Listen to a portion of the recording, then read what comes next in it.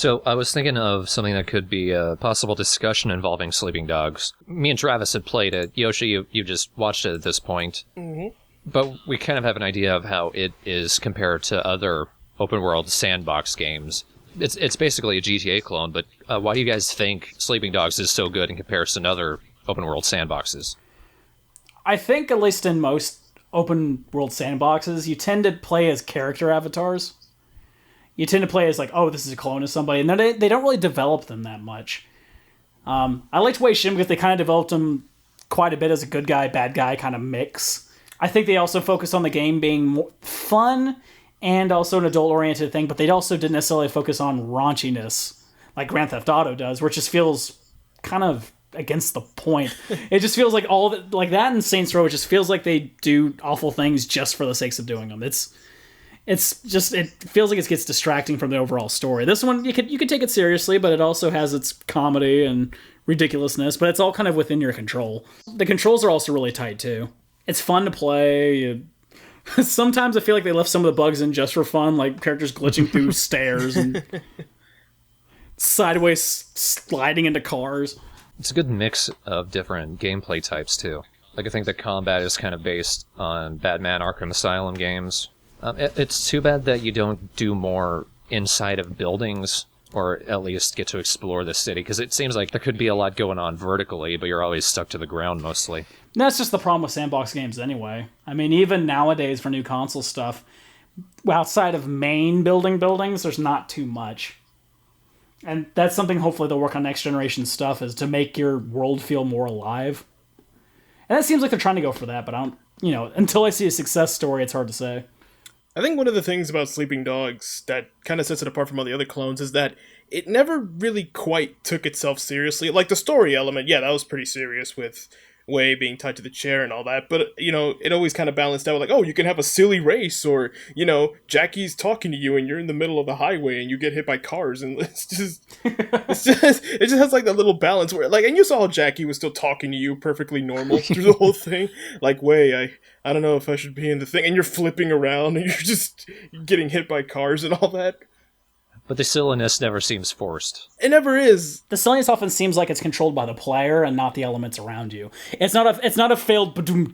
It's you making those mistakes, or like you never see in the cutscene where they make like a pop culture joke or something like that, or they still like, hey, fart joke, or in the middle of a cutscene, and then like, all right, now it's time for a drug bust. Like, it flowed pretty well into what you had to do. Like, even if it broke it up into silly things, like, all right, now you're gonna hang out with King, now you're gonna do parkour with a Russian lady, and now you're gonna, break into a vault, stuff like that. They did a good job about making characters they want you to like actually likable. They made him seem more human and not so caricature. I mean, as many jokes as we made about characters, we could only assume that, for example, when King showed up, you could only assume that he was going to be like just gangsta thug kind of attitude, but he actually was like interesting. He was smart about everything, and despite all the jokes we made about despite him. all the jokes. Yeah, despite what we did. Yeah. Jackie started out looking like an obnoxious, tag along, but you end up liking him just because he seems so normal and kind-hearted, and even Wei has his points where he's a complete asshole, and in fact he starts that way, but he shows the fact that he cares about the people he's around. And yeah, you see the true colors for both characters. Like, I actually felt bad for Jackie when I found out that he died. Or like when Winston died, Winston was, he started off obviously as just the authoritative figure, and he kind of learned that he was kind of an honorable good guy, despite. In a sense. In a sense. It's that gray area.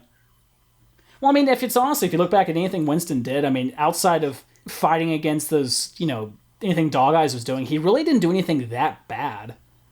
The only time he really affected any of the citizens is when he offered protection to them, which he did at a cheaper rate than what Dog Eyes was doing. And that's just gangster stuff. Yeah, it's gangster shit. Dog Eyes went the extra mile to be a bastard. Fucking Dog Eyes. Fucking Dog Eyes! The thing that surprised me the most is that how much of a GTA clone, like, it didn't seem like to me. Because when when we first did the first video, I said out loud, like, oh, it's a GTA clone. But the more I watched it, the more, like, I wanted to play that more than GTA. And I've played my fair share of GTA, but I don't know, this Sleeping Dogs just seems a lot funner to me. Like, this game was originally going to be in the True Crime series, going to be True Crime Hong Kong, and I played a bit of True Crime Streets of LA, and I got so bored with it just after I got guns, which is in the first 20 minutes. This game I played all the way through. Well, I'm glad that it turned into Sleeping Dogs. No, see, the problem I always kind of have with GTA is it feels like it's a boring land you're in. Honestly, I mean, beyond what it looks like, it's not much interactive. It's forced gratuity, which always kind of bores me when it comes to games. But also, when you play a lot of the elements of Sleeping Dogs, that feels like a lot of those sandbox games, they focus on one element while kind of neglecting another. But the driving was easy to control, the fighting was fun to do, even the bullshit karaoke was kind of fun. Cheesy as all hell and cheap, but it's still, fun in its own right. Oh my god, Travis, the next chance you get, you need to do karaoke yodeling. It is the funniest thing. There's a face mission at the K-Bar. I don't know if you did it yet, but a guy needs to impress his girlfriend by having you do really badly at karaoke. So all I did was just jiggle the control stick. So it was like, and I ran. It was the funniest thing. I think also another problem you find in a lot of these sandbox games, I've mentioned it before, is story pacing. But any kind of element that, especially, I didn't show many of the face missions, but a lot of them kind of develop the world around you, and they also tend to develop Wei Shin. But I never really felt like I was outside of the story. I still felt involved with everything. Despite some of the ones that just weren't so story attached, like being with King and all that kind of stuff. Plus the story was also it's pretty decently written considering. And the bit with King was mostly for Sunny, wasn't it? Yeah, it was probably just mainly a Sunny introduction. And it did a pretty good job of that as well, because we learned pretty quickly not to like Sunny. Not just through Sunny, but through this guy we only know for a little bit, and coming to like him. It was built quite nicely. I know a lot of new next generation games are going to start going for more of a sandbox-esque kind of thing, where it's an open world environment. I really do hope that some of the traps kind of start going away of the world feeling dead. I mean, even on this world, this one kind of, there's elements of the world feeling kind of dead, and that's only kind of a slight improvement you might ask for that kind of thing. But there's just a lot of things you can do in that game. I kind of wish that I'd played Watch Dogs, so that way I could have like a better comparison for both. Well, Watch Dogs from right here isn't a good comparison. Yeah, I hear it's like one of those overhyped games that it got popular, right from the start. People knew it was going to sell millions. And then when the game came out, it wasn't all that great. It was pretty much just GTA, but you could scan stuff, from what I understand. Well, when I saw it, I was really disappointed in the graphics. I saw it on a 1080p TV off of a PS4, and it still looked like, eh. I think that would have been like the perfect thing to talk about, because it's like one of the most recent popular sandbox games, which according to a lot of people ended up being pretty bland. I enjoy this one as from the perspective of, again, I get kind of bored playing character avatars. Sometimes games feel like they work too hard to kind of show you these things. They work hard to see your reaction when they show you these certain things, either being gratuitous or violent or sexual or things like that. But really what we're doing is kind of watching what happens to Wei and kind of living vicariously through him. So it's, being able to see this character develop and how he interacts with stuff is way more interesting than just getting a guy. And, compare Wei to all of the other game protagonists that have been going on in the last 5 years or so. White, brown-haired guy with stubble. Yep. Who's a gruff action hero. Excluding maybe Nathan Drake, who's just fun to watch. Yeah, I love it. Well, they developed Nathan Drake quite a bit. Yeah. It's definitely a story game. Yeah, Wei Shen is definitely just a breath of fresh air. Maybe as a result of the setting, everyone is Chinese, excluding the few. It definitely gives it a fresh perspective, I guess. It kind of reminded me of playing the game Yakuza. Mm-hmm. Except for Yakuza's a lot slower paced. A lot slower paced. But it introduced a world that people weren't necessarily the most familiar with, so it kind of made you interested to explore. Characters were kind of interesting to learn about as well. You could interact with pretty much everything around you. This one just kind of went better off with it because there was a lot more interaction. And despite all the shit that went on this game, I kind of wanted to see Hong Kong after it. Yeah, I felt that way too. I had a feeling I'd get gunned down. And someone would yell at you for not having a pork bun in your hand. But it's okay, you rescue some white girl that you'll take on a date once and never see ever again. They'll show you health shrines, increase your vitality. From the bit I played from it, I already beat it once, and you could play that game in its dark, serious tone because If you look at the story in kind of a skeleton format, it is a dark story. You join a gang who's into drugs, then all your friends die, and your sister was a drug addict who also died, and then you basically murder everybody. And also all the crimes that happen, there's a lot of dark elements of prostitution and murder and everything like that. And human slaves. That game would have been, honestly, a lot less fun if you didn't try to have fun with it. But the game encourages you. It tells you, to find ramps. They build ramps in random places. And Yeah. They give you multiple options. Like in the Let's Play, you you got out of the car and then you started fighting the gang members, but in the video Thorn put, he just hit him with the car repeatedly. you can do that. I've done that before. He never got out of the car once. Just forward, backwards. Mission complete. I purposefully waited for that song to come on the radio, too. Because I'd done it once before, and I forgot, shit, I should have been recording. As soon as the song came up, I'm doing a drug bust right now. I like some of the stuff that wasn't so realistic, like the ragdoll physics of people that got it blown up or hit and stuff like that, and people going through stairs and their heads are just there. And I feel like that kind of thing should be a staple for open world games. Because I remember I played a game when I was a kid called Driver 2, and what I liked to do was hit the cop car and have them chase me, because it was just a lot of fun to run away. There weren't the game wasn't like all that advanced yet for you to be able to run over people and stuff. It was a PlayStation 1 game, but still, I did have a lot of fun just having them chasing me. So I just think in an open world game, like, crazy hecticness should always be like something that should be in every open world game. I also like how it seems like the cinematics weren't pre-generated cinematics. They tend to happen within the world you're in. So like that scene where I'm talking on the phone, I'm in a banana suit, and there's a large vehicle smashing into another one behind me continuously, and I don't even notice it. And the guy, I went back over the video, the guy behind you was driving in a circle the entire scene. He was. Yeah, I noticed that. Like, it might seem like a fault or a glitch in, like, the game, but that kind of thing just makes it fun. Just, like, you're playing a serious game where, like, oh, I'm a cop guy, and then you see all the crazy stuff happening behind you in a cutscene. Kind of to remind you, you're playing a game, right? But in a good way. Yeah. Not in a, this tore me out of the story, I can't take it seriously anymore kind of way. More in a, yeah, this is fun. This is fun. I hate to call it a GTA clone, but honestly, this is probably my favorite GTA clone I've played. And I haven't played much GTA. I played like a little bit of GTA 3, and my computer hated me for it, so I didn't get to do much. So, like, how do you guys compare it to GTA? Do you like it more? If that's not a completely obvious question. The thing is, I found GTA to be boring. Kind of know how to say, because GTA does have, like, its humorous side, especially in 5, because I know that you can, like, drive up to, like, a mansion, like, where your friends live, and if you shoot rockets, they'll send you a text message, and they'll be like, stop shooting rockets at me. Well, see, like, I didn't like any of the characters I've ever played in GTA. None of them were likable. The people you run into in the world, none of them are likable. None of them are humans. They're just, like, basically ridiculous personifications of some kind of sin or something like that. Like, stereotypes? Yeah, they're very much stereotypes. I'm the crazy guy! I think that's another thing that surprised me about Wei Shen. I just figured he was like, oh, he's just generic action guy, but you learn more about him, and in the end, he ended up being a great character, and I loved him.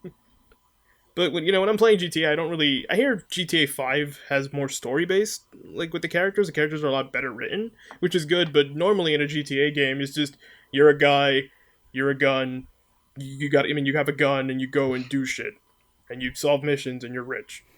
It's that either experiencing the character as yourself, like, is the game telling you these events to the player, or are they telling it to the actual character? And a lot of those games, those GTA games, and definitely things like Saints Row, and even Watch Dogs, the character is such a moot point that it's basically just the events are being told to you, which makes it seem super exaggerated for one. Plus, your character might not react in a way you expect. It's just like, oh, this happened. I guess I'll shoot at it now. It never reacts properly. But again, what I liked about this game is that we got to basically see how Wei Shen handled his situations. I think it also comes down to personal preference, because, if you're playing Grand Theft Auto and you just want to, like, put in the cheats and get, like, a helicopter and shoot people and go crazy, then I guess you wouldn't really care what the character actually is.